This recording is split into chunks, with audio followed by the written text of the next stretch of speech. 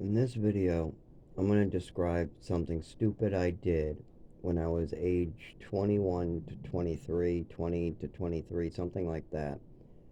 Now, you might hear me say I was in rehab. Most of the time, almost all the time, it was for alcohol.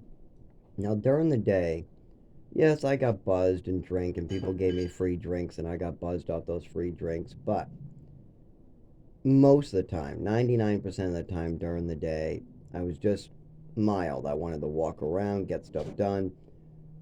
Maybe two nips would easily do that for 4 hours. So it was a problem because I had to get money every day, morning, whatever. So that's a problem.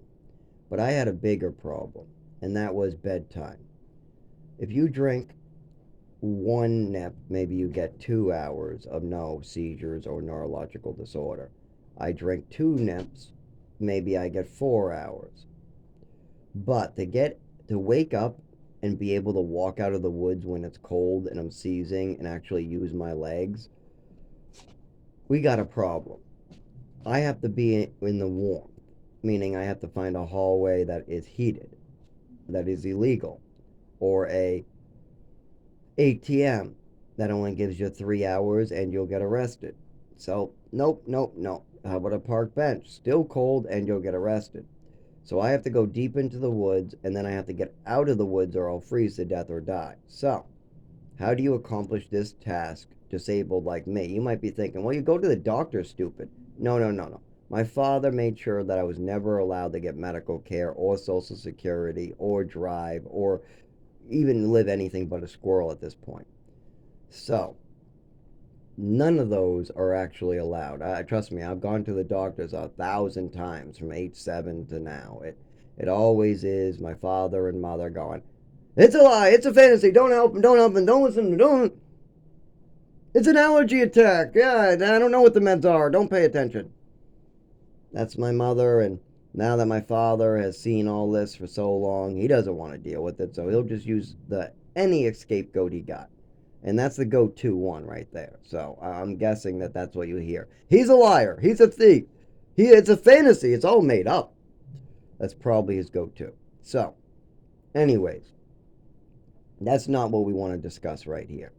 We want to discuss what I'm doing about it at the time of, let's say, 21, 22. Well, I'm just trying to stay alive at this point. That's all. Just don't want to die. Now, it's not going so well. They had to bring me back to life and I froze to death a couple times. They found me unconscious, freezing to death a couple times. There was a lot of times where I almost didn't make it. But I'm doing my best to just stay alive. Now, I've gone to the shelter, but we got problems with my disabilities there. Can't go on a bench, can't go in a hallway. I can couch surf, but that only works so long. It doesn't work every night. I can try to heat the tent, but eventually you run out of heating fluid. So I need a medicine. Well, Ativan works, but you can't get that, and it's not cheap. And it's illegal unless you have a prescription. Alcohol seems to work, but not great for me. I can't stomach it either, what is a big problem. I can't put it in a capsule. I have to stomach it. What really hurts, so I'm making something else that really disagrees with me worse.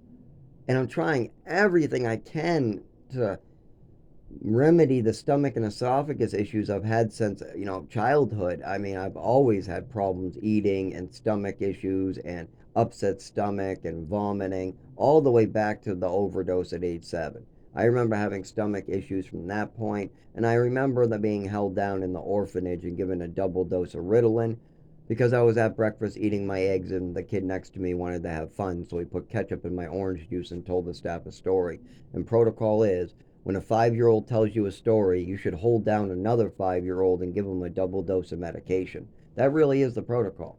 If a 5-year-old in an orphanage tells you that another 5-year-old didn't take his medicine and there's nothing to see for it, there's no proof, there's nothing but a 5-year-old story, the protocol is to grab the other 5-year-old, stick him on the ground, and give him his meds again. I'm not even joking. That is the protocol. They don't let you miss doses. It is much safer to give people double doses of medication than take a chance that they didn't take it. That's bullshit, but that's what they believe in the orphanage. That's what these psychiatrists believe.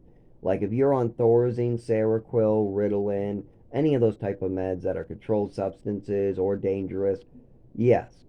If another person says you didn't take your medication, they always hold you down and force it upon you with nothing. Now, that comes from if you try to cheat something, they force it down you, or if you're not taking your meds. There's certain people that don't do that. Now, I was never one of those people, by the way. I never, ever cheeked my meds. That is not something I did. It's not something I had a problem with. And because I got held down and they hurt me at age like 5 in an orphanage, I never even tried. I'm too scared. I have PTSD to this day from this other kid making up a story. I have PTSD from it happening again, too, with way, way more. Oh, I felt so sick from that one. And this is continuing to this day. There's still protocol in a lot of these places that when they have a made up story, they should give these children their medicine, even though they're giving them a double dose. They don't, they haven't figured out that this is hurting people, or they did, and now they're just trying to make money off of it. I'm not sure, but this is still happening to orphans and people in hospitals like Lowell Treatment Center. It still happens all the time. If your roommate says you didn't take your meds, just to get back at you, just he's just making up a story, they will grab you, throw you to the ground, and give you the same meds they just saw you take. Even if they just saw you swallow your pills, they will still do it to you because they have a report from your roommate. As soon as they have a report from another 5 year old or a roommate at the age of 12, 13, they will, and they say they have to, grab you and throw you to the ground and force those meds into you. But you have already told them that you took your meds. I've took my meds. I've took my meds. You saw me take my meds. I've took my meds. Please stop hurting me. I've took my meds. Please stop. Oh, now, no, now I'm going to feel like shit all day. Now I'm sick. Great, great, you assholes. Great. And so that's what happens. It's protocol in a lot of places in Massachusetts that once when they get a report from your roommate or the 5 year old sitting next to you at breakfast, that they should administer you medication right away without even seeing any proof or nothing. The report from the other 5 year old is enough to force more medications into you, even though the choices are either you're getting a double dose of medication or you're not taking your medication at all. So they choose double dosage. If that situation occurs again, what it will, it has. It's occurred with me at the age of like 12, 13. That was the slug incident, and it occurred with me in the orphanage. And both times it was just somebody making up a story. That's it. The kid at breakfast when I was in the orphanage just put ketchup in my orange juice. He asked me to get mad or asked me if I am mad. I didn't get mad. I just said, oh no, I don't care, and went back to my eggs. Oh yeah, watch this. And then he left the table. I didn't know what was going on. And next thing I know, I'm being held down and poisoned. Anyways, we gotta get back to.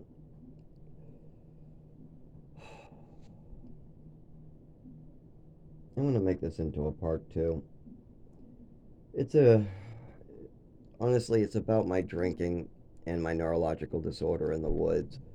I think I'm gonna do it in a part two. No, no, we'll just get it over with. So yeah, in the woods, when I had to sleep out there, I got stuck, and they did have to bring me back to life several times. They did scrape me off the cement, and nurses would tell me what's going on, and half the documents and reports they're reporting are false. Like the overdose I had was really just another person trying to get back at me, and I was high as a kite. Don't nothing. I wasn't doing anything special. Yeah, I should be going in the hospital if I'm high on opiates, but thanks to other assholes, problems happen. And this is the problem in my life. I can't get medical care like everybody else. I'm labeled an animal by my mother and father for the rest of my life. They treated me like an animal, they considered me an animal, and still to this day, they want to make sure that I live in the woods like an animal. And why would this be their fault? I mean, I'm the one who did drugs, right? Well, I'm not talking about drugs. I'm sober today. That it's the problem I'm still having, and I'm not. Drugs aren't a problem. This is not the problem. The problem is how do I live in the woods like an animal with a neurological disorder while sober? That's the problem. How do I live at all when I'm not allowed to work, use a shelter, collect Social Security, get any help from doctors, or use any emergency rooms properly? I mean, they'll shock me back to life and check me for drugs or stuff like that, but any real illness like cancer or a tumor or kidney failure or a broken leg or anything on the inside that they can't see right away, they're not treating me for whatsoever or listening to me. There is so much I can't do. So, how do you live in the woods sober? Well, beforehand, I wasn't sober. I was using Ativan, alcohol. They eventually gave me Triliptal, um, and I guess a little bit of marijuana, but that sometimes makes it worse depending on the one, and a little bit of opiates here and there, but that's not my thing. Alcohol and benzos were the big problem. Alcohol mainly. Benzos I never had a problem with, never in my life, but they work the same as alcohol. And if I did have an unlimited supply for $1.50, like I could just walk into a store and buy an Ativan for $1.50, I probably would have a problem because they work good and I can leave and not die the next morning. Yes, if I take these things, go into the woods, go to sleep for 6 to 8 hours, I can kinda get out of the woods not to freeze to death. I will shake, and this is not unfreezing weather. We're talking like fall. We're talking before Halloween, and I still will be shaking. We're talking about, let's say, 3 weeks before Halloween, we get a cold night that's in the 50s or 40s, and I'm shaking like a leaf, seizing. My head's banging off of cement and rocks and things, and I try to stand up and I seize to the ground, and I try to stand up and I fall to the ground, and I start shaking and seizing, and then I go unconscious, and we're talking about that. But if I use alcohol, I can get out of the tent. Now, part of the problem, what I could do is keep the alcohol in the tent, you might be thinking. Well, just drink in the morning, right? Well, in the mornings, when I seize like that and I first wake up and my stomach is so raw, I puke and I can't hold nothing down. I have to eat some saltines, graham crackers, get something down, and then maybe I can drink. But drinking is not something that comes easily to me. By the time night comes, I've already eaten, I've already had a couple drinks slowly, so I'm able to do this. But in the morning, I cannot drink. No frickin' way. I don't know how people do it, but my stomach will chuck it back up before it even goes down my throat. As soon as it hits my tongue, I'll be chucking up nothing and dry heaving. I cannot drink alcohol in the morning, even sober. So, how do I get out of this tent? We've tried sober and I just get stuck, and sometimes days go by before and I have to crawl like an army man. That's not, I'm going to die. So, what do? We tried everything. Well, if alcohol works, let's up the dosage. Let's try a pint that night, not two nips. That seems not to be working. Let's try a half a pint. And I wake up in the morning and I get out. Okay, it worked a little.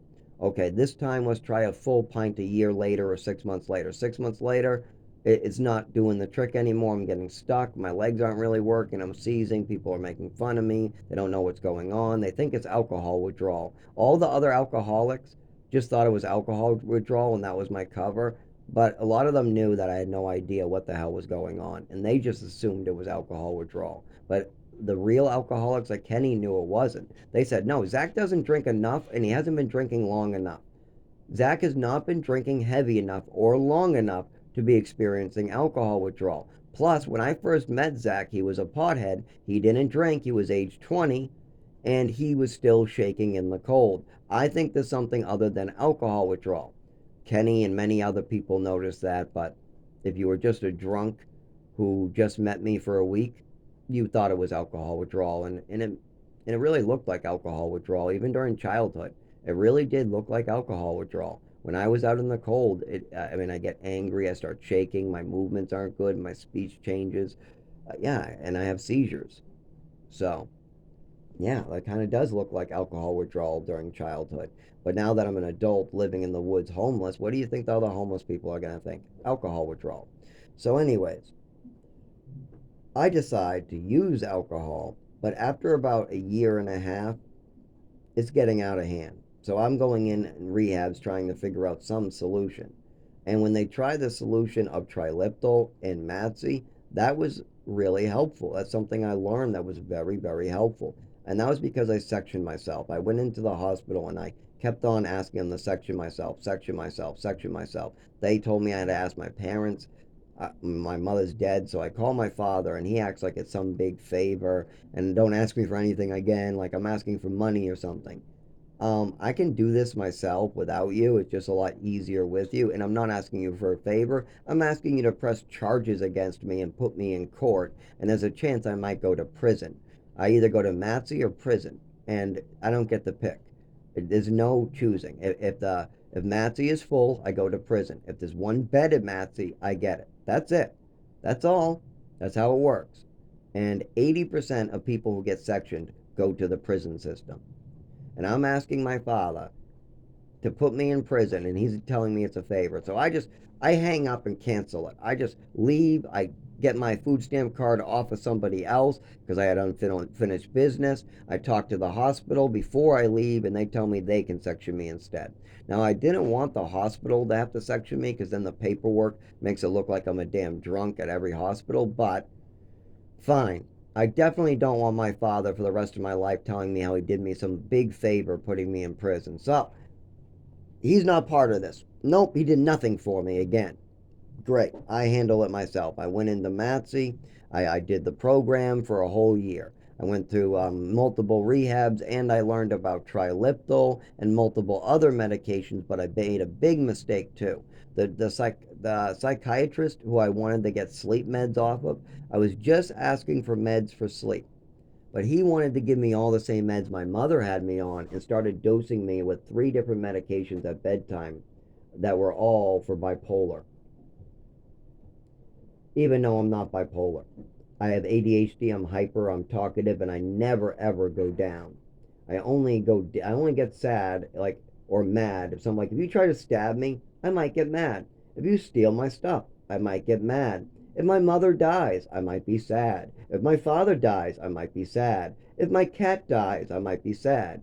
I have emotions just like the rest of the people, but I don't go up and down or nothing like that.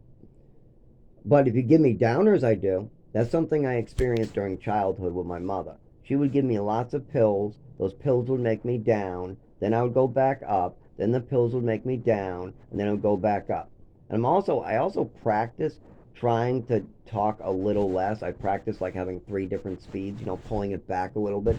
Slow down, pull back. Calm down, slow down, pull back. Calm down, slow down, pull back. Stuff like that. Or back that truck up. Stuff like that. And when I do that, I talk slower and more calm and I focus on it. Something I've worked on for years. Obviously, not in these recordings because I got to be quick. We got time on this. These recordings, I'm not in public with a stranger who's never met me. Um, so, there's a lot of stuff that if you ask me about, I'm happy to talk about. But thanks to my mother and father, just fantasizing. I mean, okay. Well. How is this a fantasy, Zach? I mean, they could have been mistaken, right? Could your mother and father have been mistaken about your illness? No. This is how that went. I show my mother a swimming medal, okay? Next thing I know, I'm on pills for illnesses because my mother's bringing that swimming medal. The doctor saying I stole it. I'm making up fantasies. I'm a self-harmer because I'm sucking on my skin. Oh, I'm out to get her. I'm out to get her. I'm out to get her. She's jealous of my toys. All this crazy stuff. And then I'm super medicated and the doctor goes, oh, the mother says bipolar. The mother says depression. Meanwhile, she's telling the family I have depression as well. She brings me to an adoption party on drugs. She drugs me with downers. Then when I'm down and I'm trying to find a spot on the floor to fall asleep, my mother decides to tell nobody that she get administered me medications. What do you think she tells the doctor if I bring this up or people do bring this up? What happens if the family says that they think something's wrong with me? She'll go, it's just depression, it's just depression, it's just depression. So no, there wasn't some false signs. There wasn't, no. My mother literally fucked me up good. I started out a super hyper child. I had ADHD. I was born with it. That's all I had. I had ADHD and I needed glasses. That's it. But the overdoses, my mother's lies, all the abuse, the horrible things that were done to me by multiple different people have caused PTSD and anxiety, as well as the overdose itself caused a neurological disorder. My mother giving me meds without consulting with a doctor, like a full bottle of Epicac, or trying to give me her own pills, or trying to make me pass out during parties so nobody, I guess I don't say something, trying to give me drugs when I'm not supposed to be taking drugs, putting me out like a light, giving me pills to make me sick so she can get her way on Halloween. This shit destroyed my stomach and esophagus as well. So my real issues are I have stomach problems, esophagus problems, I have a neurological disorder that affects every part of my nervous system. I need glasses, I have eyesight problems, was born with ADHD, and I have anxiety and PTSD. Thanks to my mother and father, I also was not allowed to get an education, so I'm missing about 3+ years of education that I had to fill in myself, as well as I do have some type of reading disorder with my attention span where I lose attention and I just stop reading and I zoom out on the page. And then my eyes just try to read the whole page at once. And then I just zoom back in and I continue reading. Well, it's not a big deal. And now some of the reading is just too out there, too complicated, like medical journals or Peace or War or a Mercedes Benz manual on an engine. Stuff like that I wouldn't be able to comprehend because I don't know what the words of the engine mean. I don't know what a converter is or whatever. The blah blah blah converter is attached to the blah blah blah so and so. And then you take this so and so valve and you open it and make 2 turns to the left on the left combo screw. I don't know what any of those things are, so I can't understand the sentence. So if I understand what each word means and I can picture it or put it in order, I do okay. But I'm also missing years and years and years of education. While other people were learning how to do multiplication and division, I was learning not to put my hand in a snake hole. While other people were learning second grade, I was redoing first grade even though I already